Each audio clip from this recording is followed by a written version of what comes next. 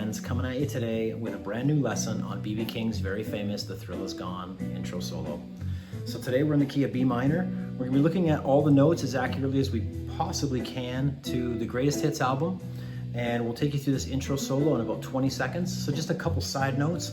One, if you can get your hands on a Les Paul or E335 Gibson, that would be awesome just to emulate the tone there. Second, just take this really slow. There's a lot of parts to it. It's not a long solo in the intro, but a lot of small little moves, quarter step bends and stuff like that, half step bends. So if you're into that, this will be no problem for you. If those are new to you, then we got a few things to learn. So let's have some fun, dive right in, and figure out this solo. All right, so taking a closer look here, we're in B minor, starting on the 7th fret, first string.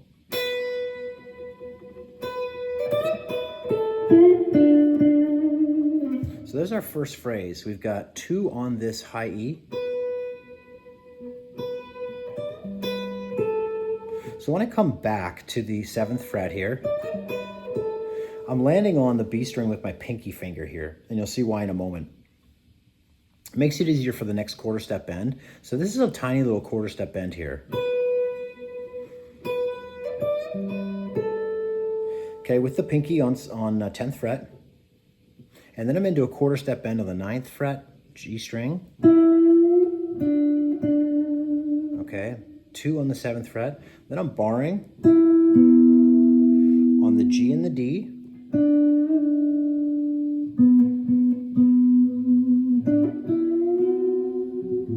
Okay, so after I bar there, I'm doing a little quarter step bend on the G string, 7th fret.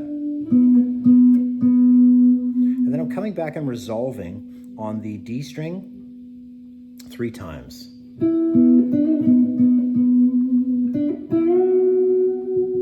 Okay, so after that little bar, 3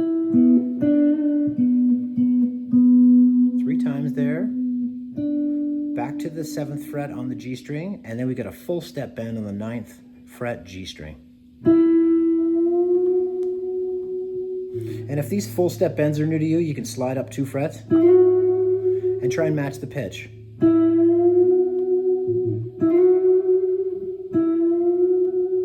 Okay, that's just how you do it. It's really just 2 frets away is a full step bend. A half step bend is only a single fret away, or a semitone. And a quarter step bend is just a... All right, so that whole section again, real slow.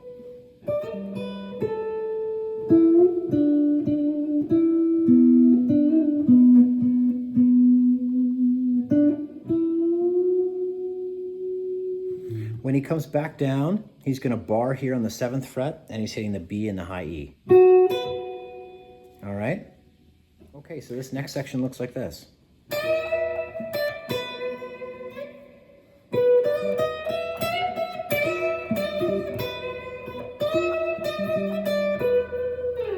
All right, so we've got a full step bend here on the 10th fret, high E. Resolving back on the 7th, okay? Then he comes up to the 12th fret. All right, so that's just a little chromatic run there, starting on the 12th fret, B string. Little quarter step bend on the 10th, high E. 11, 12.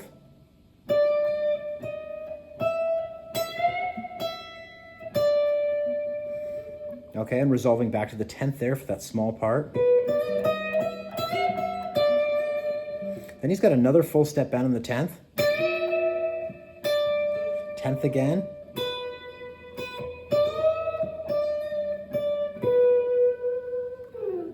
All right, I'll play that section again.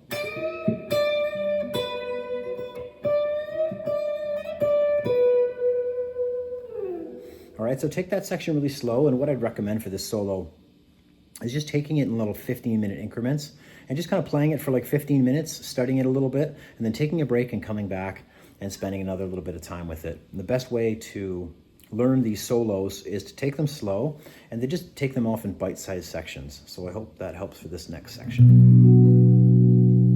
Okay, and this next section looks like this.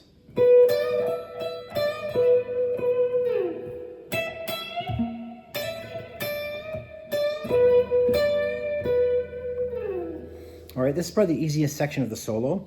So we're starting off here on the 12th fret B string.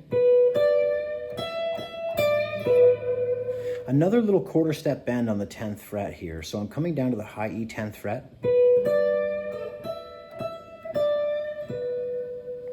And resolving back on the 12th fret B. So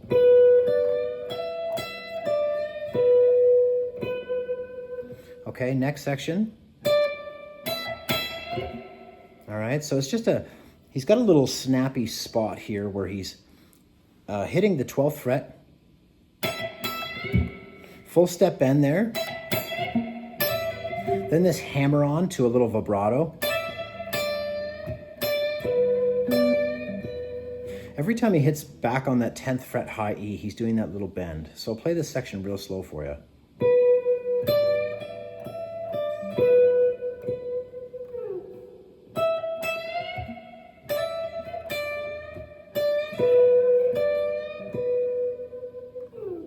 Those little quarter step bends can get a little tricky, but just practice them.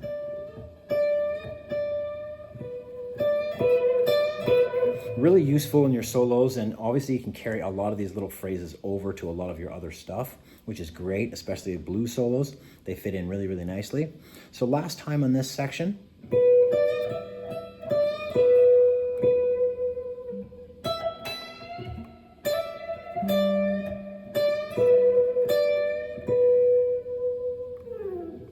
So I hope that helps. Remember to take it slow.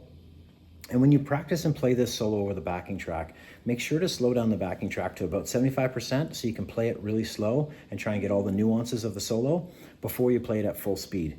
That really helps me every time I'm learning a new solo, and it also makes it a lot more fun because you can accomplish more in a shorter period of time. So I hope you enjoyed that.